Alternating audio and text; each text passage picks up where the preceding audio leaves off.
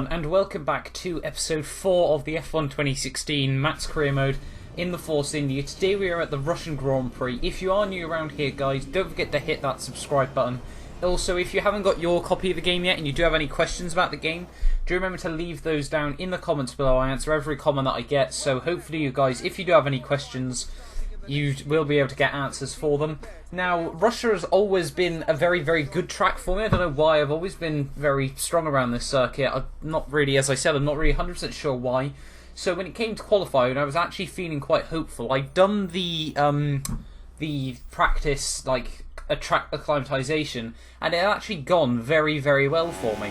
But what I'm going to do is leave you with my one lap of qualifying in the rest of this little bit, with a little bit of music in the background, just so you can see how strong I just seem to be in qualifying. I don't think I made a single mistake this run.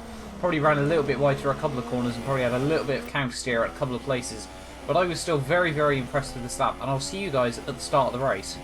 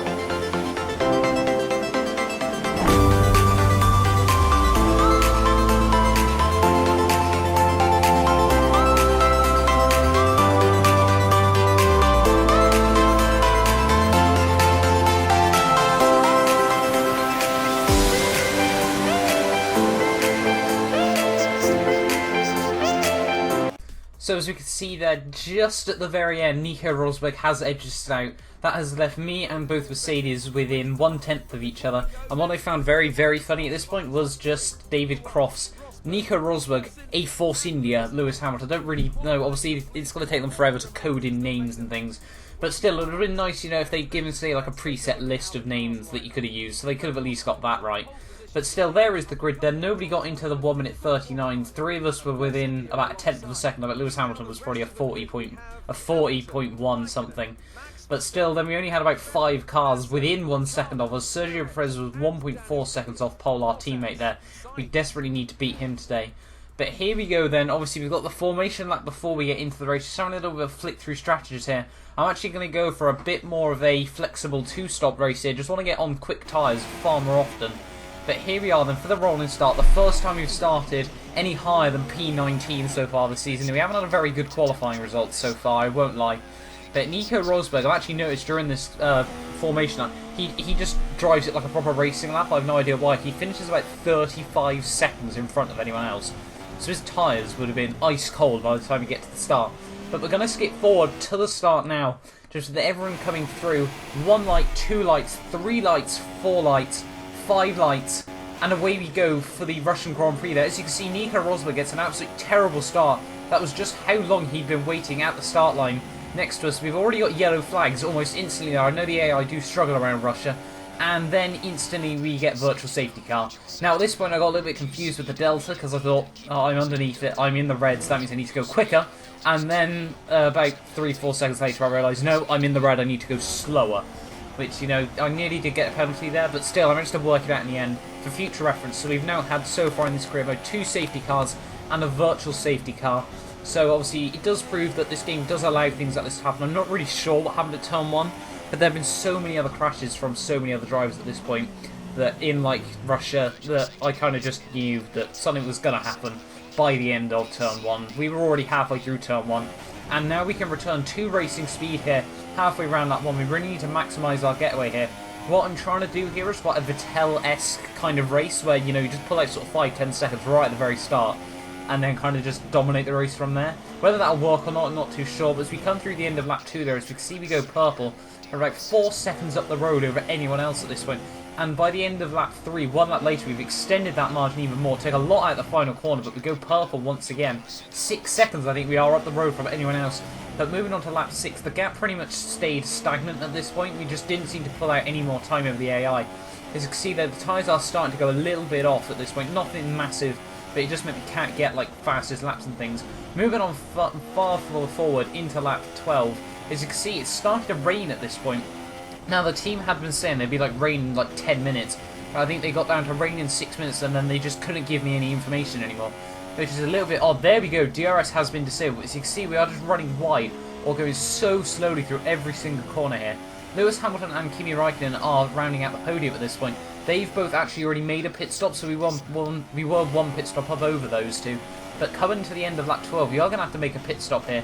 Just moving on to the inters, I thought, as the DRS has already been disabled, that does mean it's probably about the right time.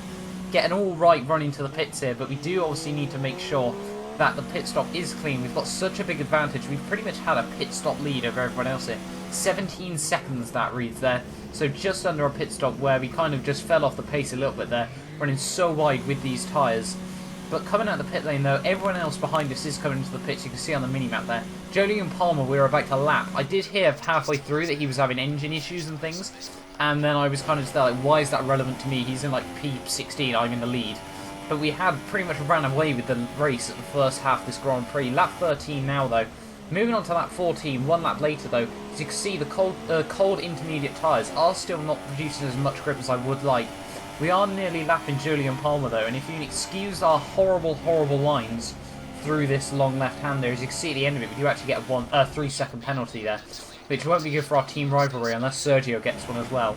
But we are coming out right behind Jolyon Palmer now, so he has obviously had a terrible race here. There's not much worse I can think about than driving a Formula 1 car in the rain, because like it all just gets wet in your seat and things. But anyway, moving on to the outside of Jolyon Palmer, he could have parked it in, you know, possibly a better place than that. But he did get off the racing line. I just like to take it very close to the wall through there. But still then, the rain is becoming more and more worse at this point. As you can see, we're just running a little bit wide through this corner here. It's a bit of a shame that obviously we couldn't manage to pull out much further on the AI. But tyre wear was so that we were incredibly strong with this race. Moving on to the end of lap 21 here, we are going to come in for our pit stop to go back onto the option tyres. It was a bit of a risky stop, but I thought from here on out we can go to the end on the super softs. The tyre wear today have been absolutely phenomenal as well. I cannot complain with that. I don't know whether it was down to me or the track or anything, but we were just so smooth and the tyres just didn't seem to get worn, especially after obviously last weekend out at China, where we had a very unfortunate puncture at the end. If you haven't seen that video already, guys, sorry for just spoiling it there, but I will leave links to that video down in the description. It was an incredible race, really with lots of twists and turns. But as we see coming out the pits, Lewis Hamilton is actually the car behind us here. Whether he's going to be able to get the jump on us, I'm not too sure. But moving into turn 2 here, as you can see, we just can't. The car, obviously, just on these cold tyres, just wasn't braking anywhere near enough. At this point, I genuinely thought we'd lost the race here, because I thought if we've knobbed up our pit strategy, Hamilton could easily pull out sort of 5-6 seconds in a couple of laps. And that could be absolutely ruin our race there. So I was a bit sceptical about how good this would end up working out for us. Obviously, it was a bit of a risk, but at the end of the day, I'm really not too worried about it.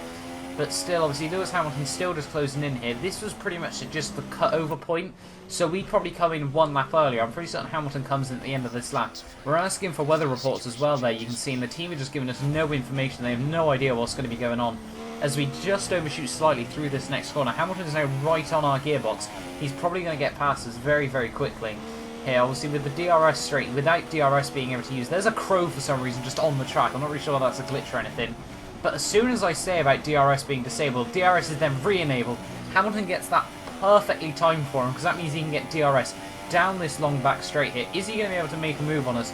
He's gaining in on us incredibly quickly, obviously Force India versus Mercedes, the same power unit, but just obviously the aero package on that Mercedes is so much stronger. Hamilton gets the move done up the inside into turn 14, I think it is, but then we're just going to try and get an undercut through him on turn 15.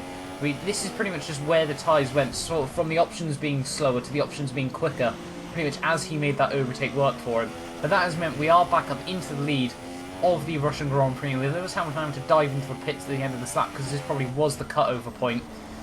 This has pretty much left us with a very, very easy win to cross the line. Obviously, we're just going to move on to lap 27 very shortly, so we can see that Hamilton has come into the pits finally. But moving on to the end of lap 27 here, as you can see, we are nearly lapping a few more cars there. But I don't know what it was about this race, but we just seem to be so much quicker than everyone else. Coming through the final corner, though, we're going to come across the line to win the Russian Grand Prix for Force India, their first ever Formula 1 victory there. Just doing a little bit of a weave over the line.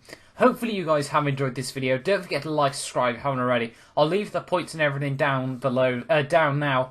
So if you guys are new around here, and I will see you guys in the next one. Also check out VJ Malia's, or whatever his name is, ponytail. That is interesting, to say the least.